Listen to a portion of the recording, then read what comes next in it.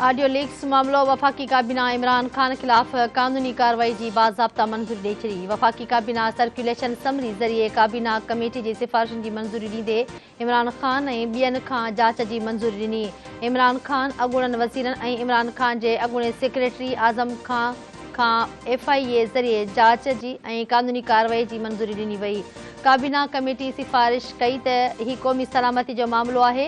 क़ानूनी कार्रवाई ज़रूरी आहे। FIA जे सीनियर अमलदारनि ते ॿधल कमेटी जोड़ी वञे।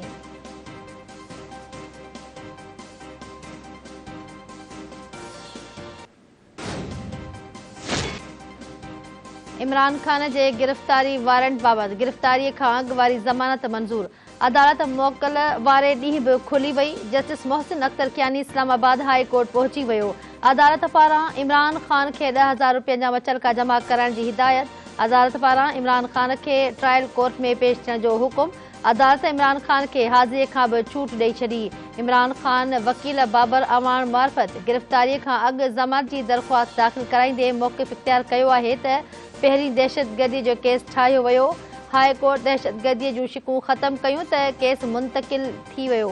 दहशतगर्दीअ जी अदालत मां केस मुंतक़िल थियण ते ज़मानत बि रद्द थी वई आहे। सियासी मुख़ालिफ़ हुकूमत बदनीयती तहत कूड़ो केस ठाहियो आहे। अदालत इमरान ख़ान जे 7 अक्टूबर ताईं उबूरी जांच जी मंज़ूरी ॾेई छॾी।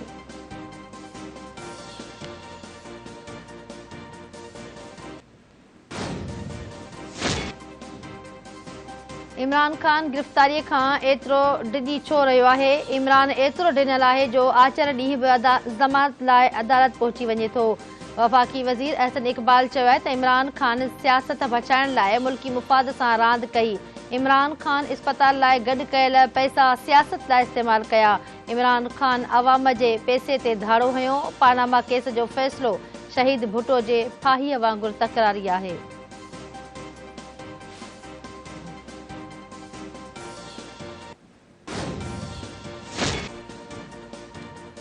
इमरान ख़ान अॼु आचर वारे ॾिहाड़े ज़मानत मिली आहे। छा इहा सहूलियत हर पाकिस्तानी लाइ मौजूदु आहे?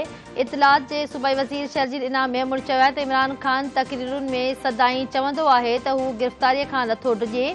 इमरान पंजाब ऐं KPK पुलिस जे हिफ़ाज़त हेठि छो लिकियलु आहे?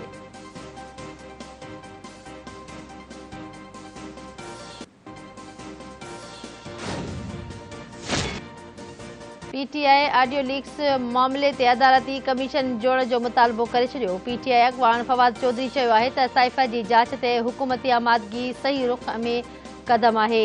इमरान ख़ान जी हुकूमत साज़िश तहत हटाई वई। इंसाफ़ जी घुर्ज इहा ई आहे त जांच FIA बदिरां सुप्रीम कोर्ट जी कमीशन जोड़े कराई वञे। अहिड़ी कमीशन ऑडियो लीक्स जी जांच लाइ बि हुजणु घुर्जे।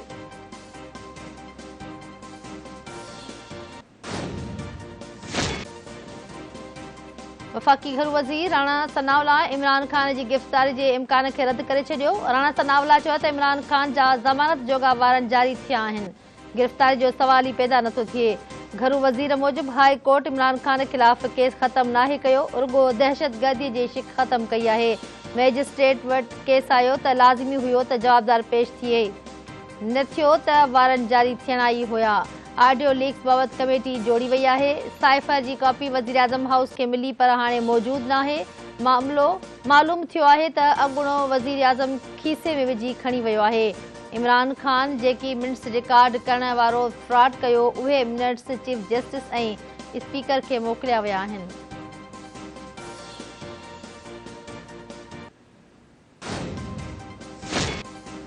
नसीराबाद में CTD जी कार्रवाई 4 दहशतगर्द मारिजी विया। पुलिस मूजिबि नोताल वेझो दहशतगर्दनि CTD जी गाॾी ते फायरिंग करे ॾिनी। फायरिंग जी ॾे-वठ में 4 मुबैना दहशतगर्द मारिजी विया। पुलिस मूजिबि वाक़िए में 2 अहलकार बि ज़ख़्मी थिया आहिनि।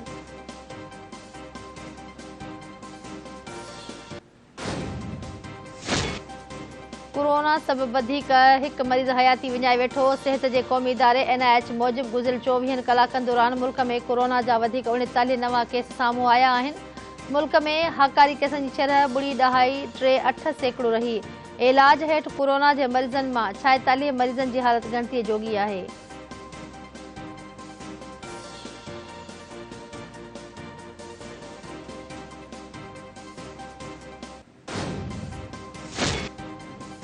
खटे वेझो गुजलग प्लाट जे तकरार तां झेड़ो मामे नौजवान भाणजे खे क़त्ल करे छॾियो। पुलिस मूजिब नजू कातियार रिपीटर जा फायर करे 30 वरियनि जे नौजवान भाणजे मोहम्मद कातियार खे क़त्ल करे छॾियो।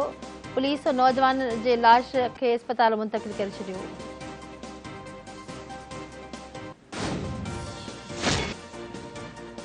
डहर की भरिसां पंजाब पुलिस ऐं ॾोहारनि में मुबैना मुक़ाबिलो, ॿ धाड़ियल मारिजी विया। कोट सब्ज़ल वारे इलाइक़े में पंजाब पुलिस ऐं धाड़ियलनि में मुक़ाबिलो थी पियो। ॿ धाड़ियल पुलिस सां मुक़ाबले में मारिजी विया। पुलिस मूजिबि मारिजी वियल धाड़ियल अगवा, भत्ताखोरी ऐं पुलिस मथां हमलनि में मुलविस हुआ। धाड़ियलनि 1 साल अॻु हमलो करे हिक ई ख़ानदान जे 9 ॼणनि खे क़त्ल कयो हो।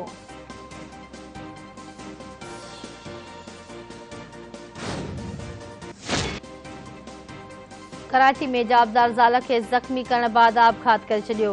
न्यू कराची जे इलाइक़े शहबाज़ कॉलोनी में जवाबदार वसीम ज़ाल सना खे गोलियूं हणी ज़ख़्मी करे छॾियो। जवाबदार ज़ाल खे ज़ख़्मी करण बाद पाण बि आपघात करे छॾियो।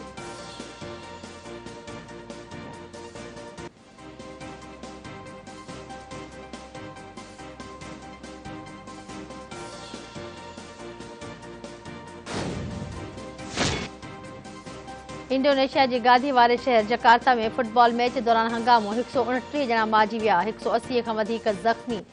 मैच हाराइण बाद अरीबा FC टीम जे हामियुनि फुटबॉल ग्राउंड ते हमलो करे ॾिनो। पुलिस पारां आसूं गैस इस्तेमाल करण ते भाॼ पइजी वई। ॿारनि ऐं पुलिस एहलकारनि समेत 129 ॼणा मारिजी विया। मक़ामी इंतज़ामिया मूजिबि घणियूं फ़ौतगियूं साहब उसाटजण ऐं भाॼ दौरान लताइण सबबु थियूं आहिनि।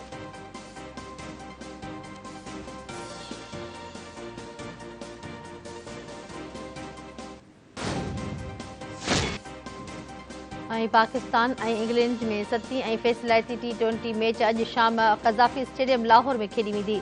ॿिन्ही टीमुनि विच में 7 मैचनि जी सीरीज़ 3-3 सां बराबरि आहे। अॼु कामयाबी माणींदड़ टीम ट्रॉफी पंहिंजे नाम कंदी। ज़रियनि मूजिबि सीरीज़ जी अहम मैच में मोहम्मद रिज़वान, मोहम्मद हसनैन ऐं हारिस रऊफ़ जी टीम में वापसी थींदी। इंग्लिश टीम में बि फास्ट बॉलर क्रिस वोक्स ऐं मार्क वुड जी वापसी जो इम्कान आहे।